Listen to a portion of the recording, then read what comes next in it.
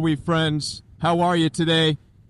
I want to answer this question about how long realistically it takes to heal from narcissistic abuse and toxic relationships, whether it's narcissistic family members or a toxic narcissistic spouse, whomever you've been dealing with. How long does it reasonably take for all the pain to go away? Well, this question really depends on what your reasonable expectations of healing actually is. It's not very reasonable to just assume and expect that the pain is just going to leave you. I tell this to people all the time.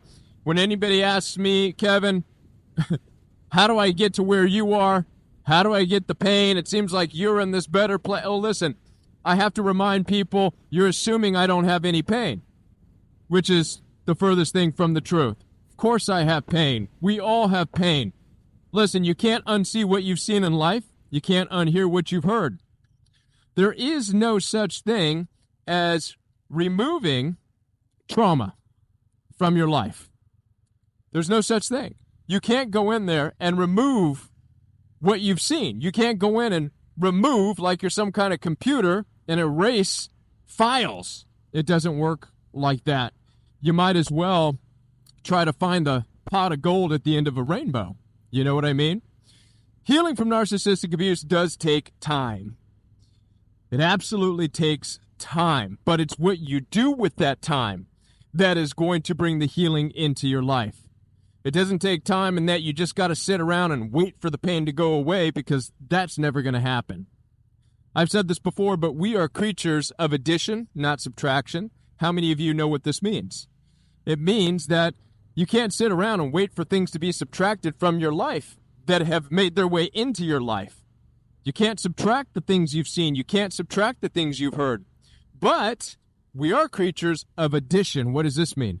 Well, we can go out, add to our lives, bring more things into your life that will start over time, because it takes time, to make the abuse that you've experienced in life less relevant.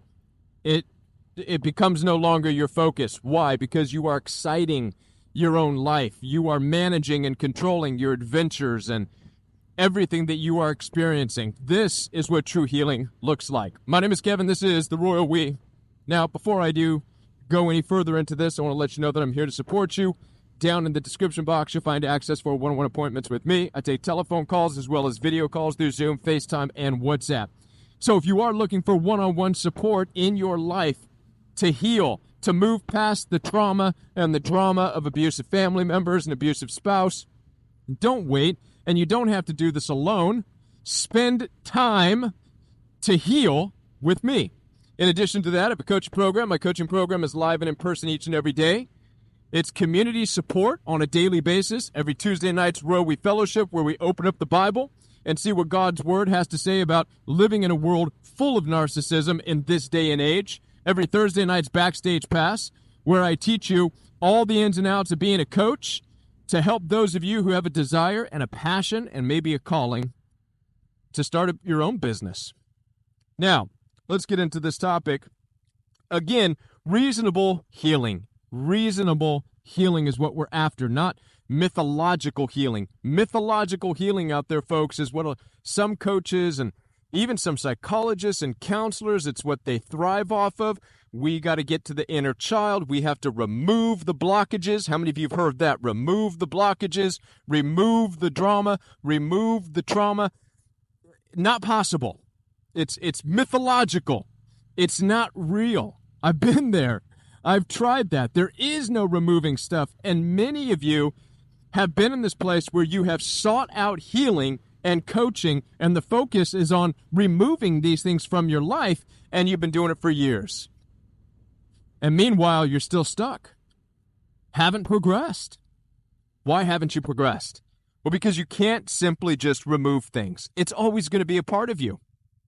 Pain that I've experienced from narcissistic abuse is still inside of my body. It's there somewhere in my mind. And I'm not just talking about the last bout of abuse that I experienced with in-laws that I've talked about over a decade ago.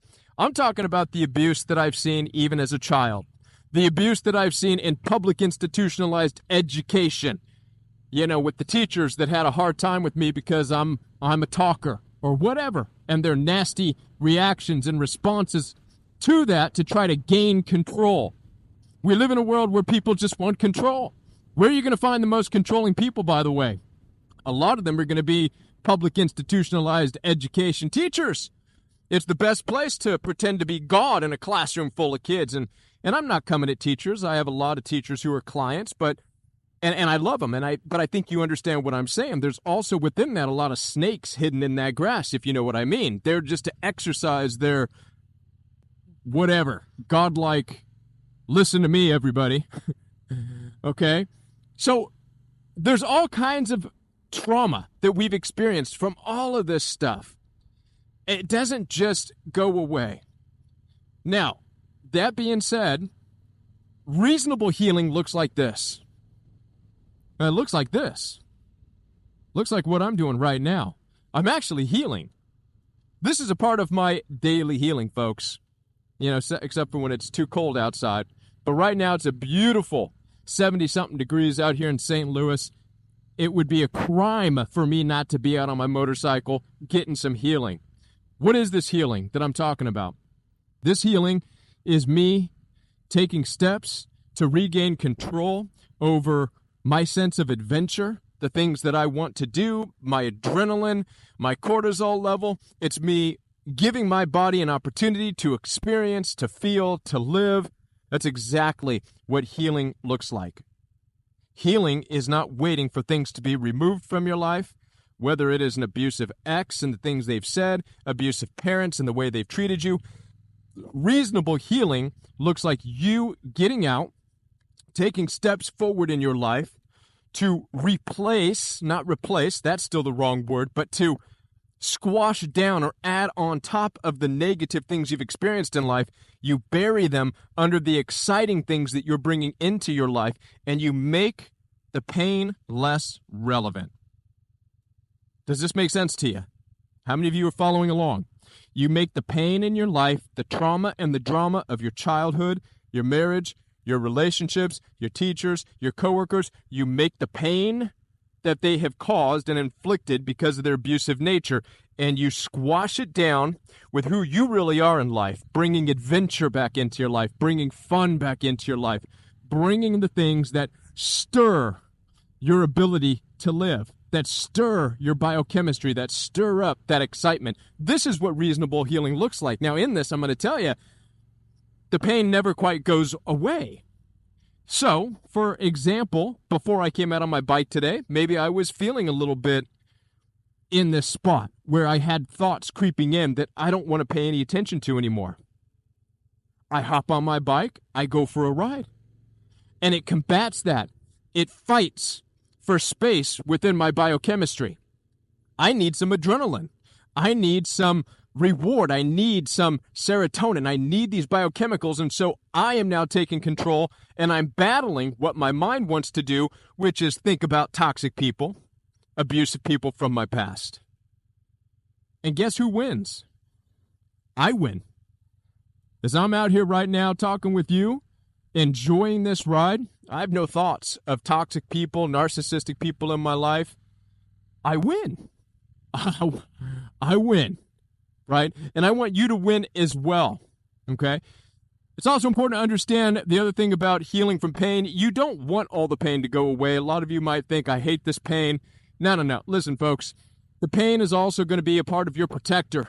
I promise you, once you experience narcissistic abuse in your life, you never go back. Right? Once you experience something whack, you never go back. In order to never go back, your body, your mind is going to hang on to bits and pieces of that pain. It's going to be that reminder. It's going to be the thorn in your flesh, so to speak, that's going to keep you on the straight and narrow. Right? That's a biblical reference for those of you who know the story of Paul. What did Paul say to God? God, remove this thorn from my flesh. Remove the pain, whatever the pain is, guilt, shame, right? Whatever that pain is, God, remove it. I hate it. I don't want it. What was God's response? Paul, my grace is sufficient for you. Walk with the pain. Talk through the pain. Live your life through the pain. When you live life through your pain, amazing things happen. A lot of you think that you can't live until you get rid of the pain. Listen, the royal we was not born out of my joy. I didn't start the royal we because I was like, hey, I'm going to go and enjoy and excitement and do the royal we. No, it was in pain. The reason you're watching me right now is because of the pain that drove me to do what I do.